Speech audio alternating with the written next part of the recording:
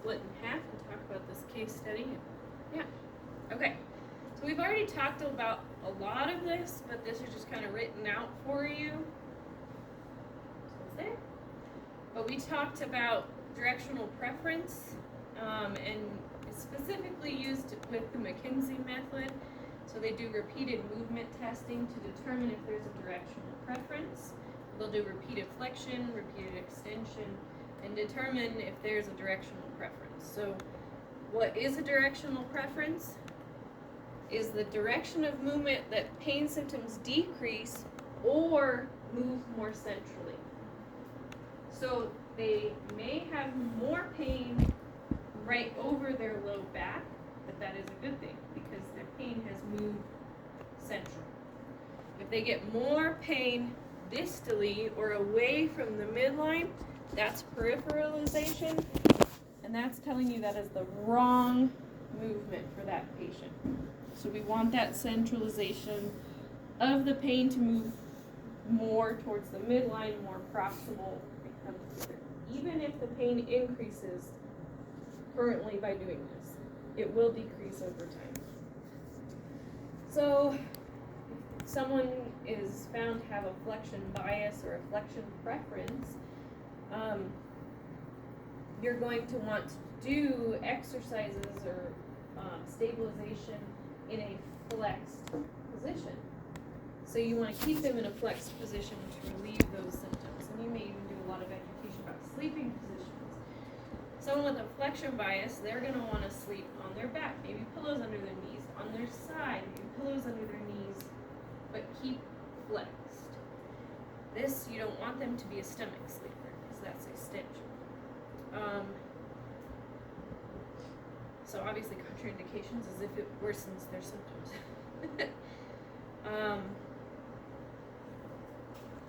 What was I going to say with this? So if someone generally has a flexion bias, commonly we find that their hip flexors are tight because they're flexed so long. Extensors, external rotator, they tend to get tight into these flexed positions. Their abdominals and hip abductors tend to get weak. So you want to consider that too as in your treatment. You don't want them to over tighten into hip flexion because they're flexed for so long. So things like we talked about the other day, like how do you stretch a hip flexor in a flexed position? You have them supine and bring it over the edge of the couch or bed so that their back, their lumbar spine is more protected than in this type position where you're driving it into extension. Make sense? So the opposite of that would be an extension bias. These would be your stomach sleepers. They benefit from a rolled up towel behind their low back if they sit all day. So you just take a hand towel sized towel, I fold it in half and I have them roll it. They could tape it to keep it rolled up. Or if they want, they can go on Amazon and buy a lumbar pillow. It's just a half circle. And stick it right in their lumbar spine when they're sitting at their desk all day. So you want to drive them into that lordosis or extension.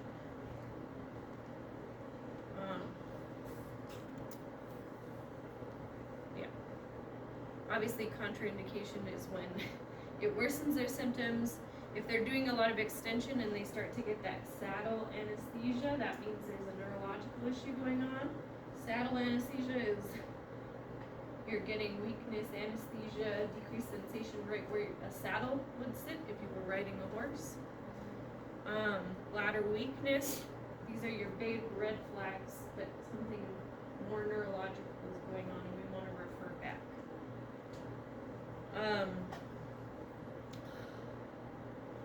Have I had patients that are in such extreme pain that anything they do just is too painful, but yet they walk in the clinic? Yes. Those patients take a long time to accept that movement is okay.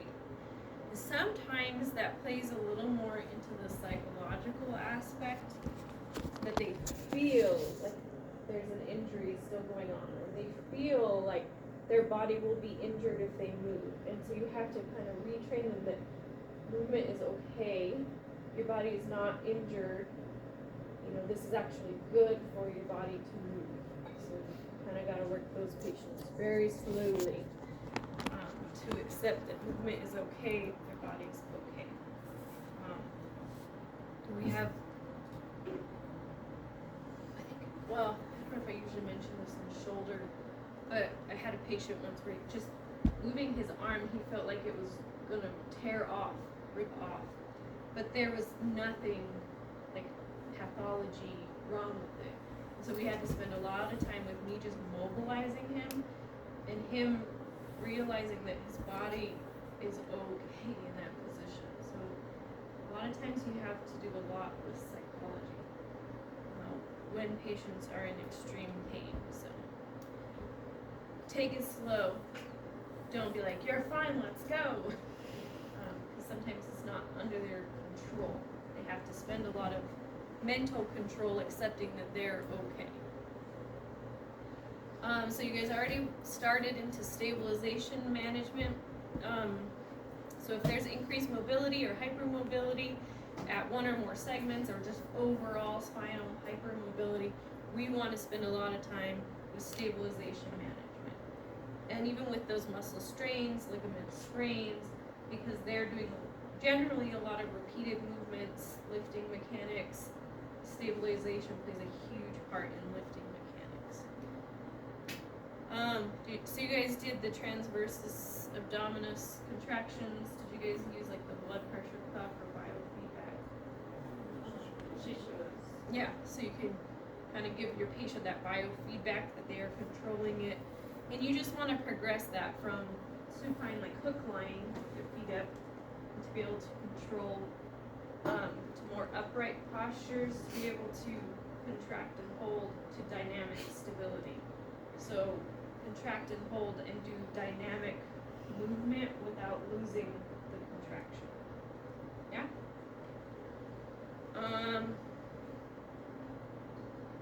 A lot of times with transversus abdominis activation, I'll tell patients to, feel those hip bones, the ASAS, and put their two fingers just inside of that so they can feel the muscle tense under their two fingers. So you're getting that tactile feedback as well. So if they're laying down and they're tensing their TA, they should feel it actually pop out into their fingers. And even that, as a cue alone, it's like a light bulb for a lot of patients, because they will generally try to do like a posterior pelvic tilt. They don't quite get what you're saying. So just getting them glued into the muscle and just feel it pop out into your fingers. It's really easy when they're supine, with the pillow under their knees, you can feel it pop out. So that's kind of like, that's what you're going for. That's what we want to do. You just start with holding that 5 seconds. And then increasing the time, maintain that hold with more difficult tasks. Okay? Cervical spine stabilization would be that cervical retraction, because it's kind of like the TA of the neck. Your deep neck flexors are kind of like your transversus abdominis at the neck. So you want to be able to retract and hold, increasing your hold time. And then can you actually hold your neck in this position while you're doing your daily tasks rather than sitting way out here where they're overstretched. Ergonomics and lifting mechanics. So ergonomics would be any time of ADL or job modifications to maintain productivity but reducing the stress on their body. This would be like, we have a whole team at Sandia, sit to stand desks, mouse, different mouses, keyboards, like they're a repetitive task person, can they have a tall stool so they're not on their feet as much? Different things like that. How can we modify their risk factors? So ergonomic risk factors are how much weight is lifted, how often is it lifted, how low do they have to bend to lift the load, or how high to lift the load, how far they have to carry it twist or reach with the load that they're carrying, sitting at a job, or sustained or repeated bending, twisting, or reaching. So the 5 L's of lifting that we teach people, I'm going to start by this. You absolutely have to know this. The load would be the amount of weight that's lifted should be appropriate for the task or individual. That's why if you buy like a fridge, it's like a 2-person lift on the box. So yeah, don't try to lift more than what your body can handle. The lever for the object shouldn't, those levers, they're back. Levers. You don't want too long of a lever arm. They shouldn't be carrying things way out here. Unless it's like, I don't know, a poopy baby. No, I'm just kidding. So they want to keep the object as close to the body as possible to shorten that lever between them and the object. Their lordosis, so that would be essentially maintaining a neutral spine, so not arching their back to bend over and lift. Yeah. Sorry, I just scratched my head. Oh, okay. I was just like, wait, we have a question. So this would be the lordosis, and legs kind of go with that. Lift with your legs, right? Neutral spine or lordotic spine, and use your legs to lift the object rather than bending over to lift it. And lungs is the last one. So proper breathing techniques, so they shouldn't hold their breath while they're lifting, which is known as a Valsalva, and they could actually pass the beep out. You see that at the gym. So when you're actually lifting or when your patients are exercising and performing the contraction, they should actually exhale with the contraction. So they can take a breath in, and then when they go to lift, breathe out. So yes, put a star by that. We have to know that. Okay? So remember how there was a chart for general spinal management? Here it is. So acute management of just general spinal issues. Obviously we do a ton of education. We want to bring down any of the acute pain and inflammation symptoms. They need a lot of awareness of their body positioning in space. A lot of your forward head posture people, I'm going to use Italy as an example, but she didn't know she was sitting like this just now. They don't realize kind of the overtime accommodations we make to this world we live in. So a lot of body awareness to bring yourself up and back. I used I know you were trying to read my slide, but thought I'd use you while you were there. A lot of neuromuscular activation and control. So activation would be, can you contract that T8 and feel it pop into your fingers? That's neuromuscular activation. Then can you hold it while you're doing a task? That's control. Safe performance of ADLs and work tasks. Subacute, you're educating them on self-management and what they can do to decrease the pain at home on their own. You're going to continue to progress spinal alignment, spinal control, continue mobilizations, mobility, stretching, your fascial techniques, your mobilization techniques, continue your neuromuscular control. So your stabilization exercises, I mean, I can get crazy with those. Like, I've been with my firstborn, like 6 months pregnant, and like in a plane or a dead bug puzzle, hey, let's do it, and I'm like 6 months pregnant with my patient, so I can always make it harder for somebody. So you can always be progressing those harder and harder while they're holding that T8 contraction.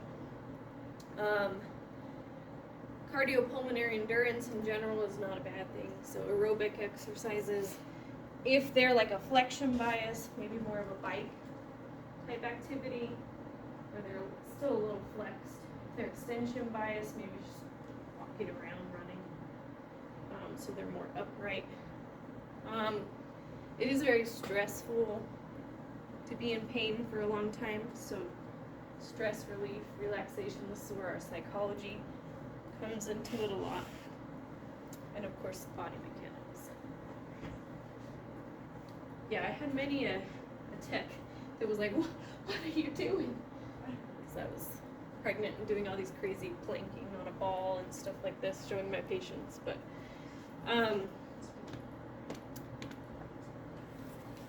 yeah, so chronically, you want to have that spinal control in those high intensity repetitive activities, the more complex activities, where their arm and their leg is out and they're not losing that TA contraction.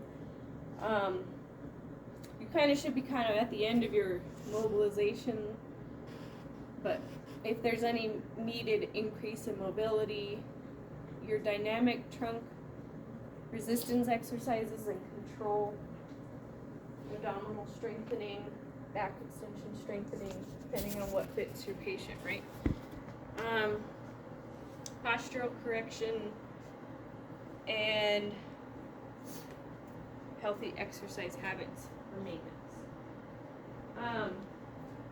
The one other thing I was just thinking about, postural correction, even sleep posture. We talked about like a flexion bias, but a lot of times if people are side sleepers, we say to put a pillow between their knees so they're not in that adducted position, but straight, neutral. And they make those orthopedic pillows where it kind of goes right under the neck to give them some neck support so their neck isn't sagging. Same for if they lay on their back, that same pillow, maybe a pillow under their knees. And then, I don't know, we don't always encourage prone sleeping unless someone has an extension bias, because generally when you sleep prone, you have to turn your head to breathe. I mean, you do have a rotation at your cervical spine, but I have a huge extension bias in my lumbar spine, and if I'm not extended, I actually will hurt worse. So I'm a huge stomach sleeper. So I know those, like, I feel for those people. Does the left side of my neck hurt most days? Yeah. But my low back feels better. So for me, it's kind of like, give or take. So maybe you tell them, rotate your neck, sleep with a very flat pillow because you don't want them to be hyperextended at their cervical spine. But yeah, I can't be flexed for very long at all. I will feel it. Even sitting on the couch working on your charts is too much for me. I was like, what are those things? So you better love those charts. So I'm just kidding. So, any questions on spine in general? So we only added a couple more diagnoses to the spine list. So we have a quiz on Wednesday, 20 questions, multiple choice. Generally over the diagnoses, what it is, kind of thing. But like I've said, start with the slides, refer to the books to add more, trusted resources to add more. It's more about diagnoses than not anatomy. Is that what you're saying? Let me double check on that while you guys start this. For the spondylosis or osteoarthritis, are the interventions typically what you would do in chronic management, like posture and stabilization? So it depends. So they generally kind of live in that subacute chronic world unless they have an acute flare-up of the osteoarthritis. So they may come in inflamed, very painful, not able to move, and then we gotta kind of start in the acute phase, bring down that pain, inflammation, and start real gentle. If you look, a lot of spondylosis tends to respond best to the flexion bias stuff. Yeah. Does that answer your question? Yeah. So they kind of, it's osteoarthritis, it's a very chronic condition. They kind of live in the subacute chronic phase, but they do have exacerbations. So they can come into us in an acute phase because it's exacerbation. So very angry, red pain, inflamed. So we're gonna split in half because there's only 14 of you anymore. And I want you guys to review this case study as a group, talk it out, and then there's 3 questions.